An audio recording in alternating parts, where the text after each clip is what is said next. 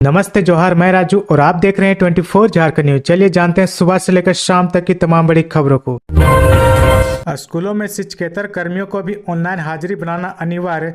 झारखंड के सरकारी स्कूलों में कार्यरत शिक्षकेतर कर्मचारियों को भी ऑनलाइन हाजिरी बनाना अनिवार्य होगा। इसके लिए सभी जिलों को स्कूली शिक्षा व साक्षरता विभाग ने निर्देश दे दिया है। इसके लिए जिलों के माध्यम से स्कूलों को सूचित किया जा रहा है कि ई विद्या वाहिनी पोर्टल पर शिक्षकेतर कर्मचारियों की जानकारी अपलोड की जाए। स्कूलों में शिक्षकों, शिक्षकेतर कर्मचारियों के साथ साथ गैर शैक्षणिक पदों पर कार्यरत कर्मियों को मार्च महीने के वेतन व मानदेय का भुगतान ऑनलाइन हाजिरी के आधार पर किया जाएगा। रांची में 24 मार्च को निकलेगी सरहुल पूजा की शोभा यात्रा। दोपहर 1 बजे से होगा महाजुटान। राज्य भर में सरहुल पूजा महोत्सव को लेकर तैयारियां जोरों पर चल रही है। ऐसे में सरहुल पूजा महोत्सव की तैयारियों को लेकर केंद्रीय शरणार्थ समिति के केंद्रीय कार्यालय 13 RIT बिल्डिंग कचहरी परिसर रांची में बैठक रखी गई। साथ ही बैठक की अध्यक्षता करते हुए केंद्रीय शरणार्थ समिति के केंद्रीय अध्यक्ष फूलचंद तिर्की ने कहा कि सरहुल प्रकृति पूजक आदिवासियों का सबसे बड़ा त्योहार है। झारखंड में खसरे से मरने वालों की संख्या बढ़ी। WHO की रिपोर्ट में दावा, सरकार चलाएगी टीकाकरण अभियान। राज्य के 9 जिलों में खसरे के बढ़ते मामले से चिंतित झारखंड सरकार ने 15 अप्रैल से 5 सप्ताह तक विशेष खसरा रूबेला अभियान चलाने का फैसला लिया है। WHO की एक रिपोर्ट के मुताबिक महाराष्ट्र, झारखंड, गुजरात और हरियाणा में खसरे के सबसे ज्यादा मरीज सामने आए हैं। वहीं 2022 में संसद में कहा गया था कि देश भर में लगभग 40 बच्चे खसरे से मर गए हैं, जिनमें से 9 झारखंड के थे। देश में रिपोर्ट किए गए खसरे के 230 मामलों में से 120 झारखंड के थे। पुरानी पेंशन देने की तैयारी में ऊर्जा निगम, 4000 को होगा फायदा। झारखंड ऊर्जा विकास निगम ने बिजली कर्मचारियों के लिए पुरानी पेंशन स्कीम लागू करने की तैयारी शुरू कर दी है। इसके लिए निगम की ओर से 13 सदस्यीय कमेटी का गठन किया गया है। कमेटी की ओर से निगम को SOP बनाने का आदेश दिया गया है, जिससे पुरानी पेंशन स्कीम को विधिवत लागू किया जा सके। इसके पहले निगम की ओर से गठित कमेटी में बिजली कर्मियों के पेंशन स्कीम पर आपत्ति और सुझाव की मांग की है। रांची के हटिया में सिलेंडर ब्लास्ट से 8 लोग झुलसे। राजधानी रांची में शनिवार को बड़ा हादसा हुआ। राजधानी के जगन्नाथपुर थाना क्षेत्र के अपर हटिया इलाके में सिलेंडर ब्लास्ट होने की खबर है। बताया जा रहा है कि हटिया इलाके स्थित मुस्लिम बस्ती में इस हादसे में करीब 8 लोग घायल हो गए। वहीं 2 लोगों की स्थिति गंभीर बताई जा रही है। प्रत्यक्षदर्शियों की माने तो घटना के बाद इलाके में अफरा तफरी का माहौल बन गया और सभी लोग घबरा गए। मौके पर दमकल की गाड़ियां पहुंची, तब जाकर स्थिति को कंट्रोल किया जा सका और लोगों को सुरक्षित स्थान पर भेजा गया। आगे बढ़ने से पहले अगर अभी तक आपने इस चैनल को सब्सक्राइब नहीं किया तो प्लीज सब्सक्राइब कर ले, जिससे आपको झारखंड की हर छोटी से बड़ी खबर की अपडेट आप तक पहुँचता रहे। देवघर और मधुपुर अनुमंडल में लगा धारा 144 लागू। झारखंड में 14 मार्च 2023 से मैट्रिक और इंटर की परीक्षा शुरू हो रही है। इसको लेकर प्रशासन सभी तैयारियां पूरी कर ली है। इसी को ध्यान में रखते हुए देवघर और मधुपुर अनुमंडल क्षेत्र में धारा 144 लागू कर दी गई है। परीक्षा अवधि में परीक्षार्थियों को छोड़कर 5 या 5 से अधिक व्यक्ति समूह बनाकर परीक्षा केंद्र नहीं जा सकते हैं। इस संबंध में DC सह जिला दंड अधिकारी मंजूनाथ भजयंत्री ने निर्देश जारी कर दिया है। झारखंड में कैबिनेट की बैठक 15 मार्च को शाम 5 बजे से होगी। झारखंड में कैबिनेट की बैठक 15 मार्च को शाम 5 बजे प्रोजेक्ट भवन में होगी। मंत्रिमंडल सचिवालय एवं निगरानी विभाग की ओर से यह जानकारी दी गई है। इसमें बताया गया है कि मंत्रिपरिषद की बैठक बुधवार दिनांक 15 मार्च 2023 को अपराह्न 5 बजे अथवा विधानसभा की बैठक के तुरंत बाद रांची में होगी। बैठक झारखंड मंत्रालय प्रोजेक्ट भवन स्थित मंत्रिपरिषद कक्ष में होगी। यात्रियों के लिए खुशखबरी, अब 7 दिन चलेगी Dhanbad Patna intercity express train. Dhanbad से पटना जाने वाली यात्रियों के लिए खुशखबरी है। अब धनबाद से पटना जाना आसान हो गया है। धनबाद पटना धनबाद इंटरसिटी एक्सप्रेस अब 7 दिन चलेगी। पहले यह ट्रेन सप्ताह में 6 दिन ही चला करती थी। इस ट्रेन का परिचालन 12 मार्च 2023 से प्रभावी हो जाएगा। रेलवे बोर्ड ने इसकी मंजूरी दे दी है। दूसरी ओर प्री नॉन इंटरलिंकिंग कार्य होने के कारण 13 से 19 मार्च तक कई ट्रेनों का रूट डाइवर्ट किया गया है। इंदिरा गांधी से सम्मानित पलामू के पूर्व IFS अधिकारी व्यास सिंह का निधन। पलामू के पूर्व IFS अधिकारी व्यास सिंह का शनिवार को रांची में इलाज के दौरान निधन हो गया। व्यास सिंह पलामू टाइगर रिजर्व के एक कुशल वन पदाधिकारी के रूप में देश भर में जाने जाते थे। वे बीजेपी के किसान मोर्चा के पूर्व अध्यक्ष ज्योतिरेश्वर सिंह के पिता थे। वे पिछले कुछ महीनों से बीमार चल रहे थे। शनिवार को इलाज के दौरान उनकी मौत हो गई। 1973 में पलामू टाइगर रिजर्व के गठन के बाद से इस वन क्षेत्र में उल्लेखनीय कार्य के लिए व्यास सिंह को तत्कालीन प्रधानमंत्री इंदिरा गांधी ने 1983 में सम्मानित भी किया था। इसके अलावा भी इस समय पलामू टाइगर रिजर्व में वन एवं वन्य जीवों के संरक्षण तथा संवर्धन के लिए उन्हें देश के कई संस्थाओं द्वारा सम्मानित भी किया गया था।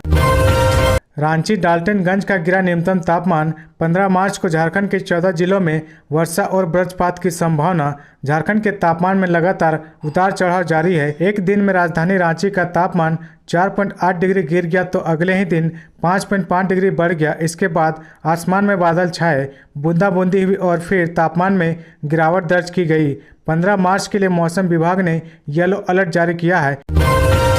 पाकुड़ के लिट्टीपाड़ा की पहली महिला थाना प्रभारी बनी अरुणिमा बागे। पाकुड़ जिले के 4 थानों के थाना प्रभारियों का तबादला हुआ है। इसके तहत अरुणिमा बागे को लिट्टीपाड़ा का नया थाना प्रभारी बनाया गया। अरुणिमा लिट्टीपाड़ा थाने के पहली महिला थाना प्रभारी बनी है। इसके अलावा महेशपुर में संतोष कुमार, रद्दीपुर ओपी में चंदन कुमार गुप्ता और हिरनपुर में सुनील कुमार रवि को थाना प्रभारी बनाया गया है। सभी ने शनिवार को पदभार ग्रहण कर लिया है। CUJ में नामांकन के लिए CUET में रजिस्ट्रेशन की तिथि 30 मार्च तक बढ़ी। केंद्रीय विश्वविद्यालय झारखंड में एकीकृत स्नातक स्नातकोत्तर कार्यक्रमों में प्रवेश के लिए कॉमन यूनिवर्सिटी इंट्रेंस टेस्ट का स्कोर ही आधार बनेगा। वैसे अभ्यर्थी जो अब तक CUET में शामिल होने के लिए रजिस्ट्रेशन नहीं करा पाए हैं, उनके लिए अब भी मौका है। नेशनल टेस्टिंग एजेंसी ने CUET UG 2023 के लिए रजिस्ट्रेशन की अंतिम तिथि 30 मार्च तक बढ़ा दी गई है। इच्छुक अभ्यर्थी एकीकृत स्नातकोत्तर पाठ्यक्रम के लिए विश्वविद्यालय की आधिकारिक वेबसाइट www.cuj.ac.in या CUET-सामर्थ्य.ac से 30 मार्च तक ऑनलाइन आवेदन कर सकते हैं। लालू परिवार के ठिकानों पर मिली 1 करोड़ की बेहिसाब नकदी। ईडी का दावा, 600 करोड़ की लेन देन के मिले हैं सबूत। लैंड फॉर जॉब मामले में लालू यादव के परिवार और करीबियों के पास से करीब 1 करोड़ रुपए नकद बेहिसाब मिला है, जबकि करीब 600 करोड़ के लेन देन के अवैध कारोबार का पता चला। जबकि 1 करोड़ बेहिसाब नकद जब्त की गई। ईडी की तरफ से यह भी दावा किया गया कि लालू प्रसाद के परिवार की ओर से रियल एस्टेट और अन्य क्षेत्रों में बड़े पैमाने पर पूंजी निवेश का पता चला है। इसकी जांच चल रही है। साहेबगंज और मिर्जा चौकी को रेलवे रेक लोडिंग का मिला CTO। साहेबगंज जिले के पत्थर व्यवसायी और मजदूरों को तोहफा मिला है। झारखंड प्रदूषण कंट्रोल बोर्ड ने शनिवार को 11 मार्च 2023 को जिले के 2 रेलवे पॉइंट को CTO दिया है। वहीं एक रेलवे रेक लोडिंग पॉइंट को अब भी CTO नहीं दिया गया है। बोर्ड ने Sahebganj railway rake loading point और Mirza Chauki railway rake loading point को CTO दिया है। CTO मिलने के बाद जिले के ये 2 रेलवे रेक लोडिंग पॉइंट में एक बार फिर से स्टोन चिप्स का लोडिंग शुरू हो जाएगा। मिली जानकारी के मुताबिक 23 फरवरी से ही लोडिंग पॉइंट से स्टोन चिप्स का लोडिंग बंद है। हजारीबाग में 38 मजिस्ट्रेट 139 सेंटर पर मैट्रिक और इंटर की परीक्षा पर रखेंगे नजर। उत्तरी छोटानागपुर का परिमंडलीय मुख्यालय जिला हजारीबाग में मैट्रिक और इंटरमीडिएट वार्षिक परीक्षा के सफल संचालन को लेकर DC नैन्सी सहाय की अध्यक्षता में शनिवार को संचालन समिति की बैठक हुई। इसमें परीक्षा संचालन एवं विधि व्यवस्था को लेकर DC ने अधिकारियों को कई आवश्यक दिशा निर्देश दिए। वहीं कदाचार मुक्त परीक्षा संपन्न कराने एवं विधि व्यवस्था बनाए रखने के लिए सभी प्रतिनियुक्त मजिस्ट्रेट को अपने अपने दायित्वों का निष्पादन करने को कहा है। झारखंड में मिलेट्स को मिलेगा बढ़ावा। राज्य में 3 प्रकार के मोटे अनाज की होती है उपज। झारखंड सरकार आने वाले वित्तीय वर्ष में मोटे अनाज को बढ़ावा देगी। इसके लिए योजना तैयार हो रहा है। वित्तीय वर्ष 2023-24 के बजट में इसका प्रावधान किया गया। पहली बार इस साल के बजट में इस पर 50 करोड़ रुपए खर्च करने का प्रावधान किया गया। बता दें कि संयुक्त राष्ट्र संघ ने 2023 को अंतर्राष्ट्रीय मिलेट्स ईयर घोषित किया है। अभी राज्य में मोटे अनाज को बढ़ावा देने के लिए अलग से कोई स्कीम नहीं है। राज्य में करीब 16.7 हजार टन मड़ुआ रागी का उत्पादन होता है। भारत सरकार इस साल को मिलेट्स ईयर के रूप में मना रही है। इसको बढ़ावा देने के लिए भारत सरकार ने भी प्रयास किया है। इसकी पौष्टिकता को देखते हुए मोटे अनाज को आहार का मुख्य हिस्सा बनाने की तैयारी की जा रही है। रांची में पहला मंगलवारी का जुलूस 14 मार्च को, रामनवमी का पर्व 30 मार्च को है। झारखंड की राजधानी रांची में रामनवमी और चैती दुर्गा पूजा की तैयारी शुरू हो गई है। रामनवमी का पहला मंगलवारी जुलूस 14 मार्च को निकलेगा। इसके बाद 21 मार्च को दूसरा, 28 को तीसरा और अंतिम मंगलवारी जुलूस निकलेगा। 29 मार्च को महाअष्टमी है। इस दिन मंगल आरती होगी और झांकी निकाली जाएगी। 30 मार्च को रामनवमी का त्यौहार धूमधाम से मनाया जाएगा।